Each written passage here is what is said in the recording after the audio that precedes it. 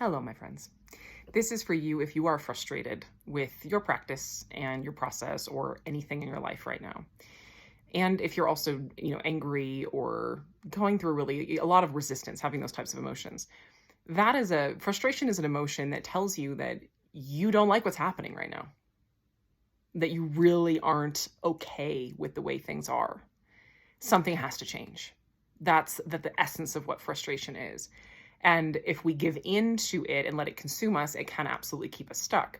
But if we take that message, because every emotion has a message, even frustration, which is often just seen as kind of like something to not do. It's a bad emotion. You shouldn't get frustrated. Be patient. But we need to feel it. Same thing can happen if we're angry with our process or angry with something. Feel it. Let it light you on fire. Feel how much that energy is saying, I will do anything to not feel like this. And let it motivate you and inspire you to be willing to be uncomfortable in the ways that are helpful and necessary in order to move forward. Frustration and anger can motivate you to do things that you previously were not willing to do in order to progress yourself in your recovery. And what that can often look like is getting really good at the process. So often frustration happens when we're really focused on the outcome. We want a symptom to go away. We want annoying fear or obsessive pattern to go away. We want something to change specifically, and we keep looking and it's not happening, and then we get frustrated. So when you look at that, say, okay, well, how can I get there then? What's an effective process? If I want my rewiring to go faster, let me focus on getting better at, catching and redirecting my trauma loops and getting better at, doing my visualization, better at mood elevation. What's in the way of that? How can I fine tune the process and be willing to believe that I can do this, even if I haven't yet succeeded? That faith in yourself, that belief in yourself is key, so that I can get out of this, so I can give myself a different experience of what I do want to be experiencing.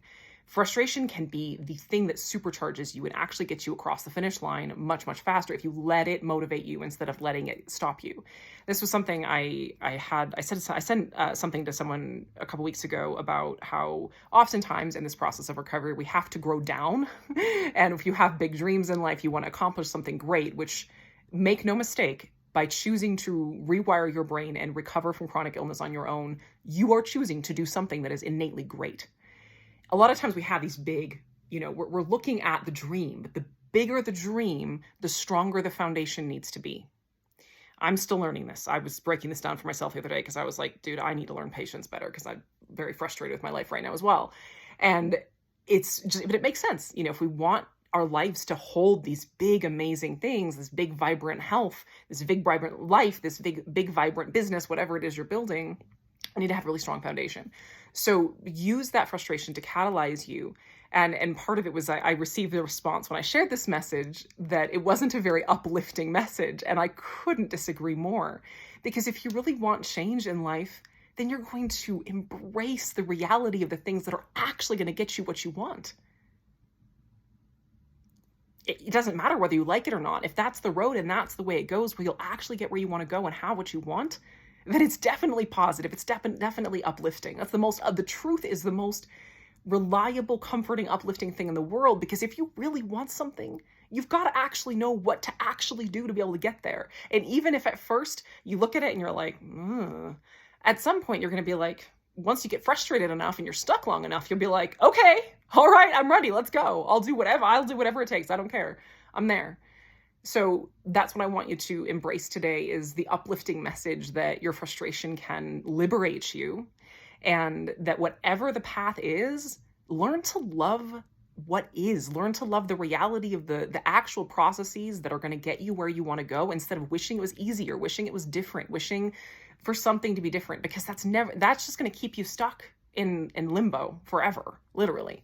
And that's one reason too why I know that I personally succeeded in my recovery, is that I wanted it so bad, and I was so done having just living in a Groundhog Day of, the underworld of being in my limbic impairment. I was like, I will do anything. And if anything is actually going to help me, I love that thing, because it's getting me out of here. I don't care how bad it tastes in the moment. I will eat all the humble pie and all the dirt, and I will do the work, and I will love every bit of it, because it's actually getting me where I want to go. And that process of loving the work and saying, I love the work's the only thing I care about. I'm never too tired for the work of loving myself. I'm never too tired for the work of doing what I need to do to get where I want to go, because I'm worth it and it's worth it. That's one of the biggest reasons I know I succeeded, because this is hard work. But when you learn to love the work because you realize that the road itself does have joy along the way, and it does get you where you want to go, there's so much fulfillment and ease, and things work so much better when that's the attitude you have. So it's not easy, but you're worth it. And who you become in the process of recovery is the recovered person. The process is building your healthy, recovered self. So embrace the struggle. Love you guys.